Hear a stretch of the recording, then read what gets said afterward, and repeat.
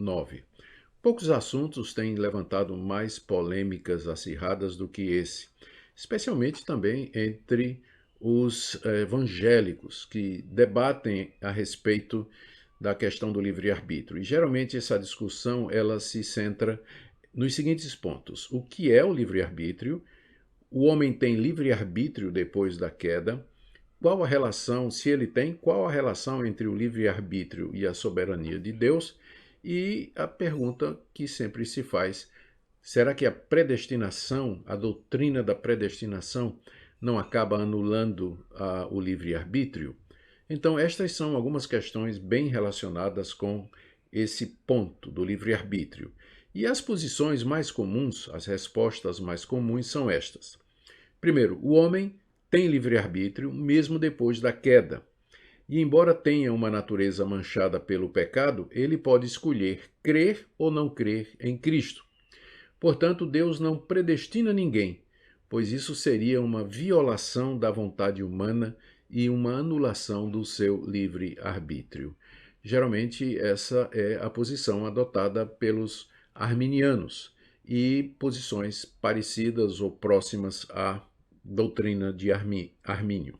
A outra posição é que o homem tem arbítrio. Depois da queda, ele continua tendo arbítrio, mas só que ele não é mais livre. A sua vontade está inclinada a todo mal. Ele se sente muito mais prazeroso ou à vontade para fazer o mal do que para fazer o bem, as coisas de Deus. Portanto, se Deus não o libertar da escravidão do seu arbítrio, dessa propensão ao mal, ninguém se salvará. Ninguém se salvará. Mas, na sua graça, Deus predestinou aqueles que ele quis para a salvação.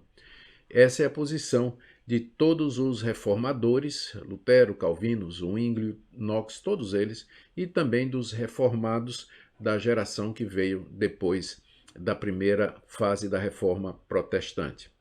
Nessa aula, nós abordaremos apenas a questão da natureza da vontade humana. Como era a natureza humana, o livre-arbítrio antes da queda, depois da conversão e futuramente na glorificação. Na próxima aula, nós veremos a questão da relação entre a vontade humana e a soberania de Deus.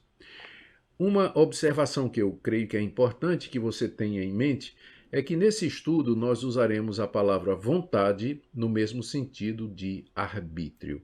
Então, quando nós dissermos o livre-arbítrio, nós queremos dizer a vontade livre do homem e assim por diante. Ok? Esclarecidas estas coisas, vamos já para o nosso primeiro ponto da aula, que é a vontade do ser humano em geral. Começamos dizendo que ao criar o ser humano, Deus o dotou de uma vontade. E essa vontade era livre, ou seja, o homem poderia fazer escolhas conforme a sua vontade o desejasse, conforme ele quisesse e conforme ele se sentisse inclinado. Deus o criou assim. Essas escolhas, elas não são condicionadas ou determinadas por fatores externos, a tal ponto que o homem tome decisões contra a sua vontade e assim se torne indesculpável pelos seus atos.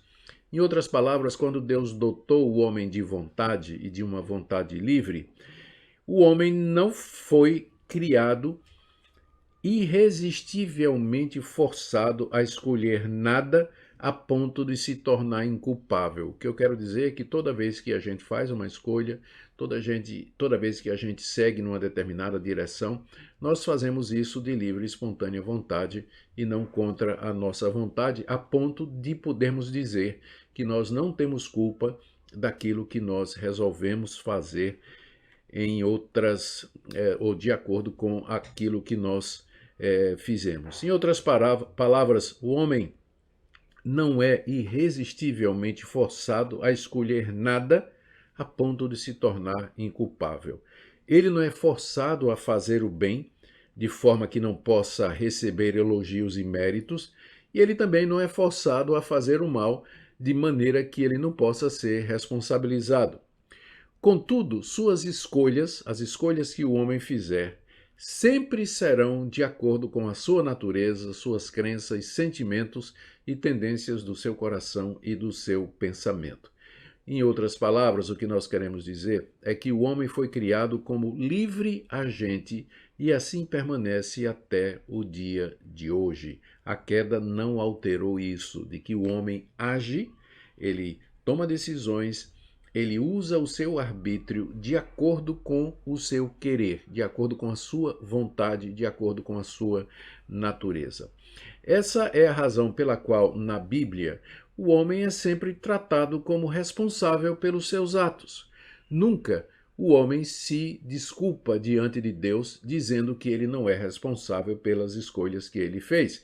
E, naturalmente, na Bíblia também, Deus não aceita esse tipo de desculpa. A começar no Jardim do Éden, quando a mulher disse que a serpente a havia enganado, Deus não aceitou, e quando o próprio homem colocou a responsabilidade da sua decisão na mulher, e Deus também não aceitou.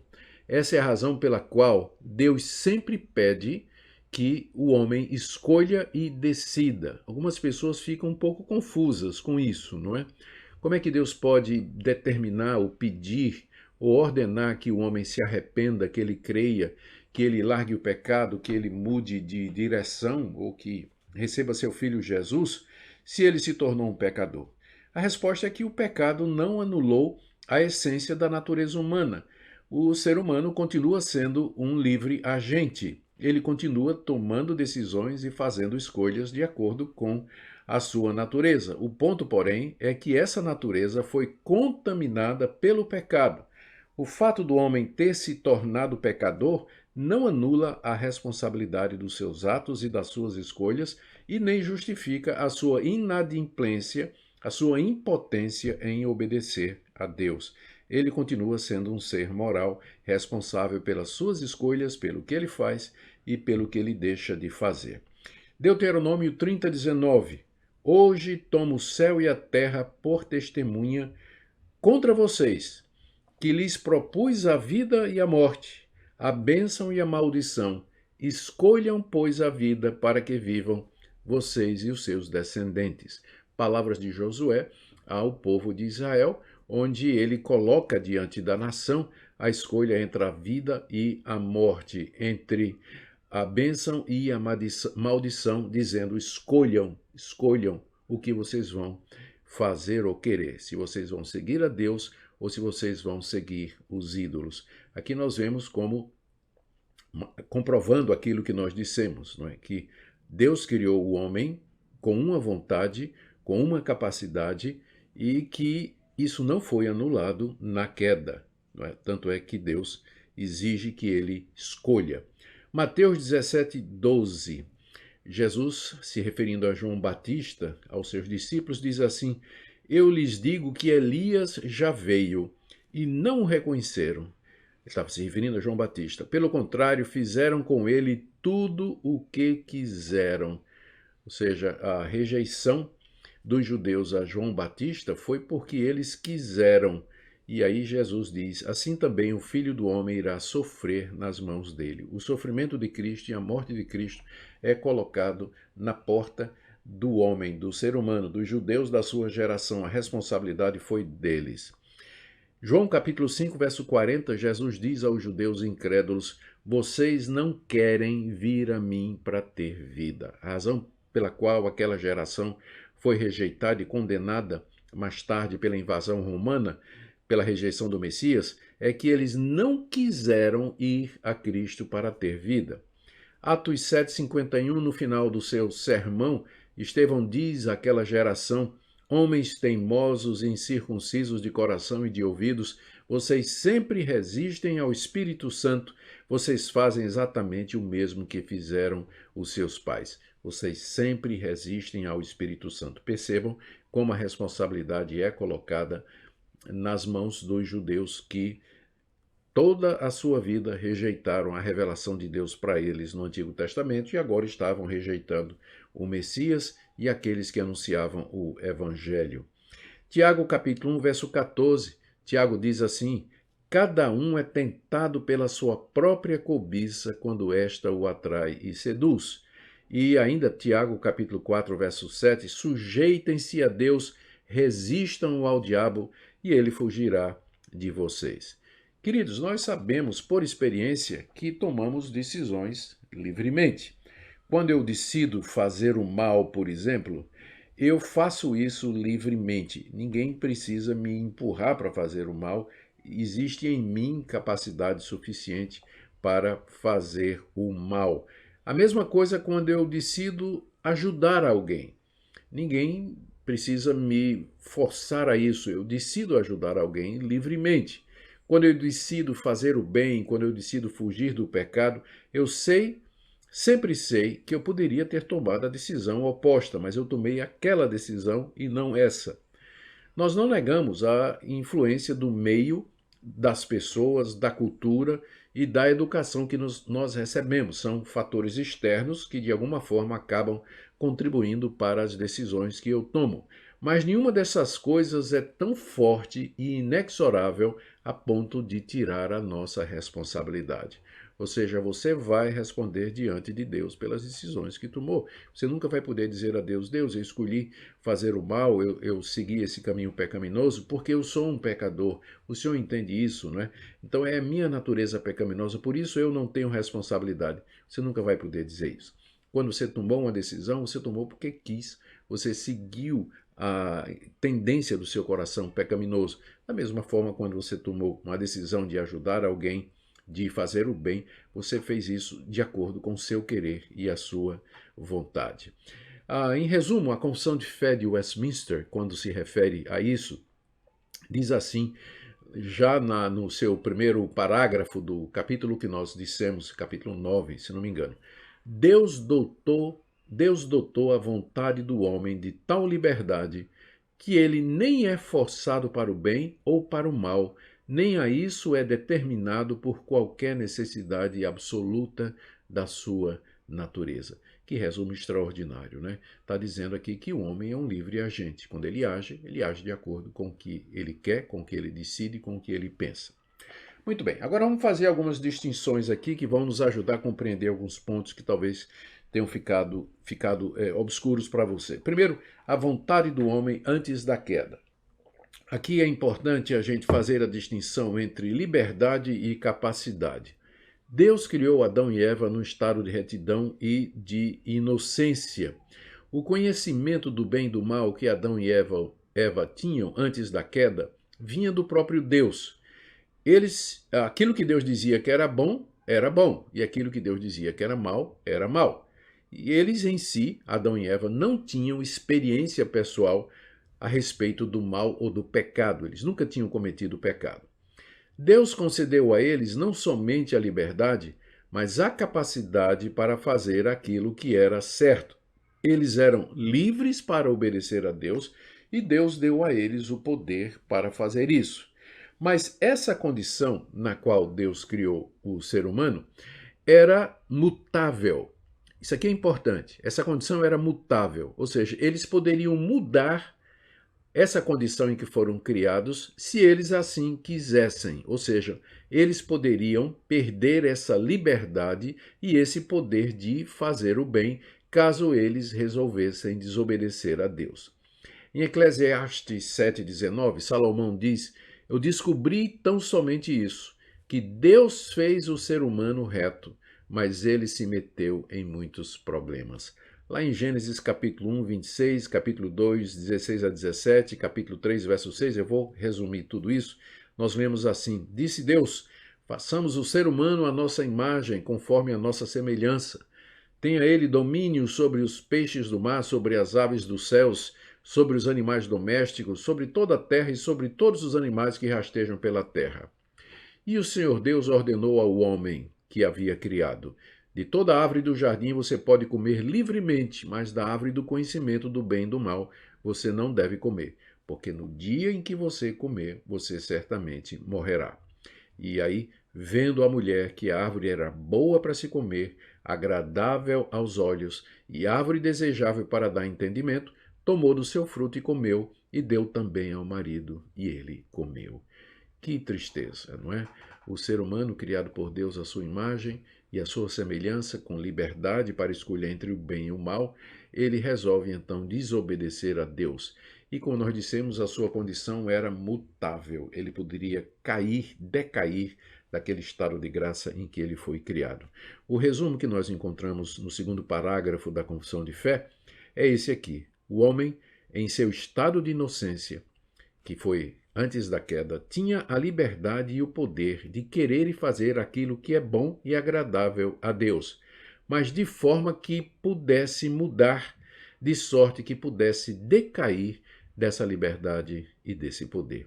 Esse era o estado do homem antes da queda. E como ficou a vontade dele depois da queda, então? Adão e Eva pecaram e caíram daquele estado de inocência em que eles foram criados.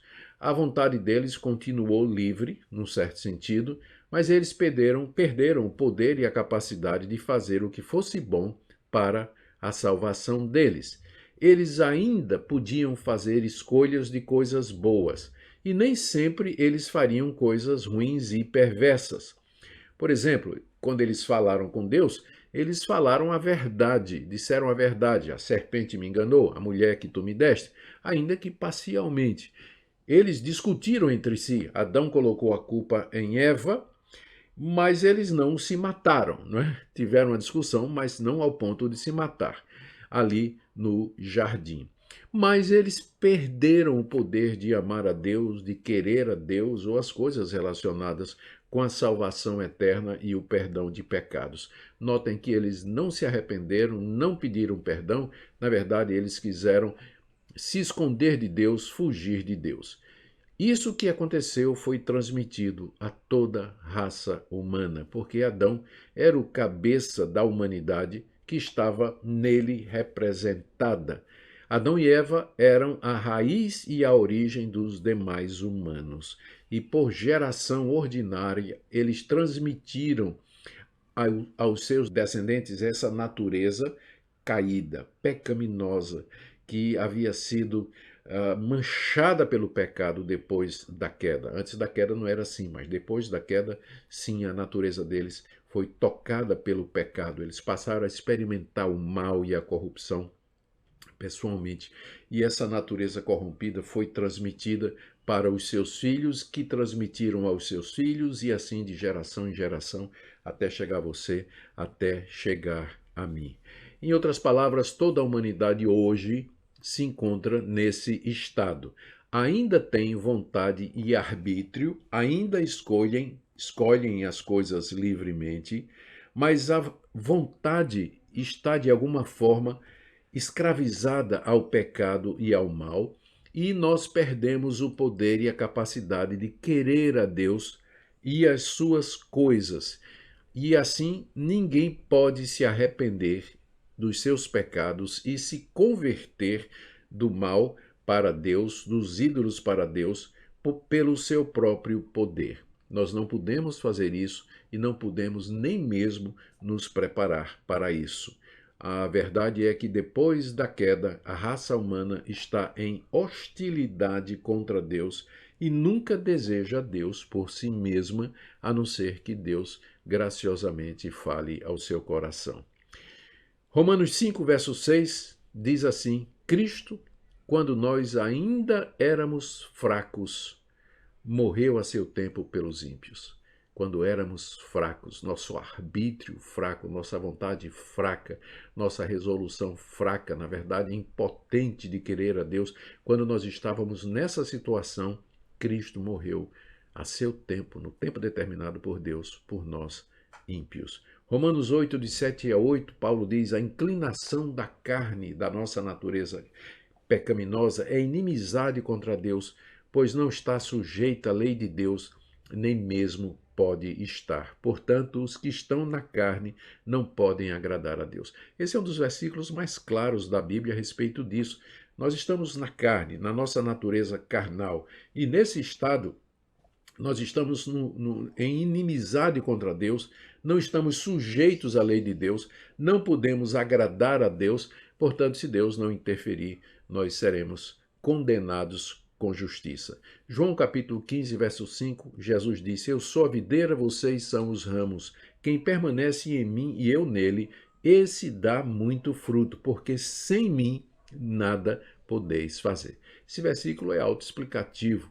Sem a presença de Cristo, sem o poder de Cristo em nós, nós nada podemos fazer em termos de nada que seja frutífero, espiritual e que agrade a Deus. Romanos 3, de 9 a 10, e versículos 12 e 23, eu juntei tudo aqui, que se conclui: temos nós, judeus, alguma vantagem? Pergunta o apóstolo Paulo. De forma nenhuma, diz ele, pois já temos demonstrado que todos, tanto judeus como gregos, estão debaixo do pecado. Como está escrito, não há um justo, nenhum sequer. Todos se desviaram e juntamente se tornaram inúteis. Não há quem faça o bem, não há nenhum sequer, porque todos pecaram e carecem da glória de Deus. Essa é uma das passagens mais claras a respeito da condenação geral da raça humana, judeus e gentios. Todos pecaram, não há um justo, não há um sequer. Você não é, eu não sou. Nós carecemos da glória de Deus, por isso precisamos de um Salvador. Em Efésios 2, versos 1 e 5, o apóstolo Paulo, escrevendo aos Efésios, diz assim: Ele lhes deu vida quando vocês estavam mortos em suas transgressões e pecado. As transgressões e pecados que nós herdamos pelo pecado original e que nós cometemos nos reduzem a um estado de morte espiritual. Morto não crê, não se arrepende, não acredita, não pede, não muda. Portanto, se Deus não interferir, nós estamos perdidos eternamente. João 6, 44 a 65, nós lemos o seguinte: palavra de Jesus, ninguém pode vir a mim se o Pai que me enviou não o trouxer, e eu ressuscitarei no último dia. E prosseguiu: por causa disso é que falei para vocês, que ninguém poderá vir a mim se não lhe for concedido pelo Pai. Ou seja, se Deus não nos trouxer, mover a nossa vontade, iluminar o nosso coração e conduzir o nosso entendimento, nós jamais iremos a Cristo Jesus. São palavras do próprio Jesus: ninguém pode vir a mim se o Pai não trouxer. Em 1 Coríntios 2,14, Paulo fala a respeito do estado natural do homem, dizendo assim: a pessoa natural não aceita as coisas do Espírito de Deus, porque eles são loucura, e ela não pode entendê-las, porque elas se discernem espiritualmente, não é? No seu estado natural, o homem não aceita as coisas espirituais. Na verdade, ele pensa que são loucura e não pode entendê-las por conta da sua natureza espiritual. O resumo que nós encontramos na Confissão de Fé de Westminster é esse aqui, ó. O homem, caindo em um estado de pecado, perdeu totalmente todo o poder da vontade quanto a qualquer bem espiritual que acompanhe a salvação. De sorte que um homem natural, inteiramente adverso a esse bem e morto no pecado, é incapaz de, pelo seu próprio poder, se converter ou mesmo preparar-se para isso. É isso que a gente chama de depravação total na teologia reformada. Nós dizemos que depois da queda, o homem perdeu completamente a habilidade, a capacidade de querer a Deus, entender a Deus, se converter, de crer, de se arrepender, de aceitar Jesus e de se tornar, ou de ouvir e aceitar o convite de Deus para a salvação e o perdão. Agora, em terceiro lugar, a vontade do homem depois da conversão. Já vimos a vontade do homem antes da queda, lá no paraíso. Depois vimos a vontade do homem depois da queda, que é o estado natural em que ele vive. Mas e quando a gente se converte? O que é que acontece com o nosso arbítrio? O que é que acontece com a nossa vontade? Quando o homem pecou lá no jardim, ele caiu daquele estado de inocência em que ele tinha sido criado. Na conversão, Deus o introduz a um estado de graça, onde ele experimenta continuamente o favor de Deus pela ação poderosa do Espírito Santo que passa a habitar nele e pela mediação do Senhor Jesus. Na conversão, Deus liberta o homem da escravidão da sua vontade. Deus muda de maneira fundamental a nossa orientação pecaminosa, de forma que a Bíblia nos trata e nos chama de nova criatura.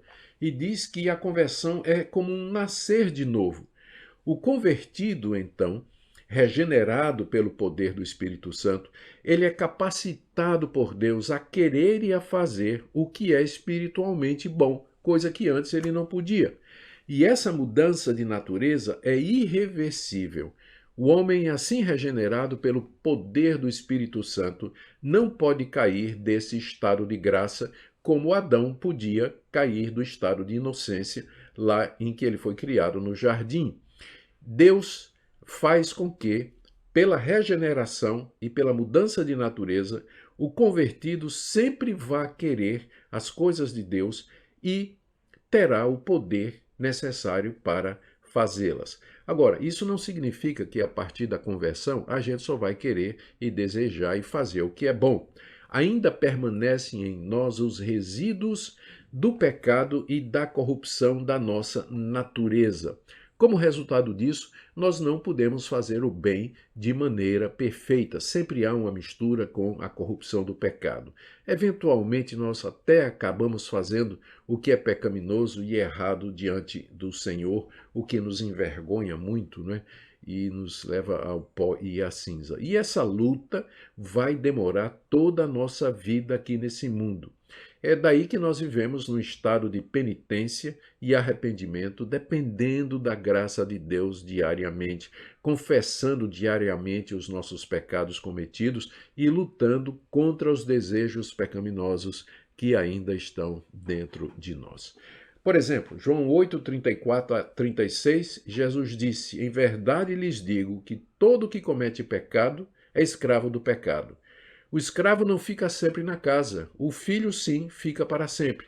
Se, pois, o filho vos libertar, vocês serão verdadeiramente livres. Essa libertação do domínio do pecado em nós que é feita pelo Senhor Jesus. Temos uma passagem também em Colossenses capítulo 1, verso 13, quando Paulo diz: Ele, Cristo, nos libertou do poder das trevas e nos transportou para o reino do seu Filho amado. Cristo nos libertou do poder das trevas. O homem, no seu estado natural, está debaixo do poder das trevas, do mal, do diabo, dos demônios, do mundo. Mas Cristo nos transporta dessa situação para o reino do seu Pai, o reino do Filho amado, nas palavras do apóstolo Paulo. Filipenses 2,13, Deus é quem efetua em vocês tanto querer como realizar, segundo a sua boa vontade. Romanos 6, 18 e 22, libertados do pecado, vocês foram feitos servos da justiça. Libertados do pecado, vocês foram transformados em servos de Deus. Gálatas 5,17, a carne luta contra o espírito e o espírito contra a carne, porque são opostos entre si para que vocês não façam o que querem. Ou seja, a nossa vontade agora, ela está ligada a Cristo, ela está ligada a Deus, às coisas boas, e assim nós somos inclinados às coisas espirituais. Mas ainda resistem em nosso coração resíduos do pecado. Uma luta se instala no crente, não é? A luta diária pela santificação, de forma que ou a gente obedece à carne, ou ainda está em nós a natureza pecaminosa, ou ao Espírito Santo que Deus colocou em nós. E essa é a luta diária do crente que vai durar até a vida eterna, até a morte ou até a vinda do Senhor Jesus. Mas é uma luta onde nós prevalecemos e somos vitoriosos, não é?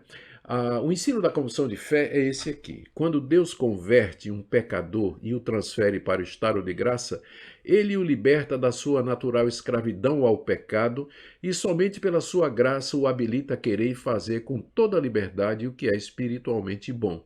Mas isso de tal modo que, por causa da corrupção ainda nele existente, o pecador não faz o bem perfeitamente, nem deseja somente o que é bom, mas também o que é mal. E por último, gente, estamos chegando no final aqui da nossa aula. Como vai ser a nossa vontade na glorificação? Nós falamos como era o arbítrio do homem antes da queda. Nós falamos como era a vontade do homem depois da queda. Nós falamos da nossa vontade e do arbítrio depois da nossa conversão, quando somos regenerados. Mas ainda falta o estágio final, que é a glorificação. Como será o nosso arbítrio depois da vinda de Cristo, quando nós formos transformados, quando nós tivermos um corpo imortal, glorioso, incorruptível, como será? Depois do estado de graça virá o estado de glória na vinda de Cristo. E quando ele voltar, ele haverá de transformar os crentes que estiverem vivos e ressuscitar aqueles que já morreram. E aí nós teremos um corpo semelhante ao do Senhor Jesus, imortal, incorruptível, livre do pecado e da morte. E nós experimentaremos uma coisa maravilhosa, que é a perfeição moral e espiritual, que não pode mais ser mudada, e isso por toda a eternidade. Essa é a diferença do estado de glória do estado inicial da criação. Adão foi criado perfeito e inocente, mas isso podia mudar. Nós seremos transformados para sermos perfeitos, e isso não pode mudar. É por isso que o estado de glória é superior ao estado da criação. Muito crente pensa que no final do plano de Deus, tudo vai voltar a ser como era no jardim. Isso não é verdade. Nós iremos para um estado superior àquele de Adão lá no jardim do Éden. A nossa vontade será confirmada no bem e ela não poderá ser mudada como era possível no jardim. Aqui eu quero trazer uma explicação que eu gosto muito e que foi feita por Agostinho, um dos maiores teólogos e filósofos dentro da cristandade no século IV. Ele disse o seguinte: antes da queda, posso não pecar e posso pecar. Depois da queda, não posso não pecar. Depois da conversão, eu posso não pecar. E depois da ressurreição, eu não posso mais pecar. Bonito, não é? Vai estar aí no seu PDF, você pode olhar, decorar e ver exatamente tudo isso que nós dissemos. Efésios 4:13, Paulo diz: todos chegaremos à unidade da fé e do pleno conhecimento do Filho de Deus, ao estado de pessoa madura, à medida da estatura da plenitude de Cristo. Oh, glória! É isso que nós queremos. Judas 24, Deus é poderoso para evitar que vocês tropecem e pode apresentá-los diante da sua glória com grande alegria. Amém. 1 de João 3:2, amados, agora somos filhos de Deus, mas ainda não se manifestou o que havemos de ser. Sabemos que quando ele se manifestar, seremos semelhantes a ele, semelhantes a Jesus, porque haveremos de vê-lo como ele é. Filipenses 3:21, para encerrar, Cristo transformará o nosso corpo de humilhação para ser igual ao corpo da sua glória, segundo a eficácia do poder que ele tem de até subordinar a si todas as coisas. E a Confissão de Fé de Westminster diz assim: é no estado de glória que a vontade do homem se torna perfeita e imutavelmente livre para o bem somente. Que ensino maravilhoso, não é? Concluindo, esse foi o ensino geral dos reformadores, todos eles, e da geração de reformados que vieram depois. E esse ponto do arbítrio humano está refletido em todas as confissões de fé que foram escritos pelos reformados, tanto luteranos como episcopais e presbiterianos. E é aqui que nós diferimos das seguintes teologias. Primeiro, do pelagianismo, que foi combatido por Agostinho. Pelágio dizia que o pecado de Adão e Eva ficou com eles e não afetou a sua descendência, ou seja, os filhos de Adão e Eva nasceram sem pecado. Isso aí foi combatido por Agostinho e o pelagianismo foi decretado uma heresia. Pelágio dizia que o arbítrio do homem é completamente livre hoje e ele pode escolher livremente entre o bem e o mal. Isso não é verdade biblicamente e nós rejeitamos o pelagianismo, conforme nós vimos aqui na aula. Aqui também nós diferimos do arminianismo, que foi confrontado pelos calvinistas holandeses. Os arminianos admitem que o pecado afetou o arbítrio humano, mas não a ponto de que, com a graça preveniente, ele não possa exercer esse arbítrio para escolher as coisas de Deus, se converter, crer e assim por diante, não é? Nós dizemos que depois da queda o homem precisa ser totalmente regenerado, mudado, para que possa aceitar as coisas de Deus, não é? para que ele possa ser liberto da escravidão do pecado. A graça preveniente, ela não regenera, ela não transforma, ela habilita o arbítrio do homem para tomar uma decisão e mesmo assim ele pode resistir a isso aí. E também nós diferimos de qualquer doutrina que ensine que de alguma forma nós podemos ser perfeitos aqui nesse mundo, como por exemplo o metodismo wesleyano que ensina a perfeição aqui nesse mundo. Nós sabemos que não é esse o ensino bíblico. Queridos, eu espero que essa aula tenha sido uma bênção para você, que tenha esclarecido a questão da vontade e do arbítrio do homem depois da queda.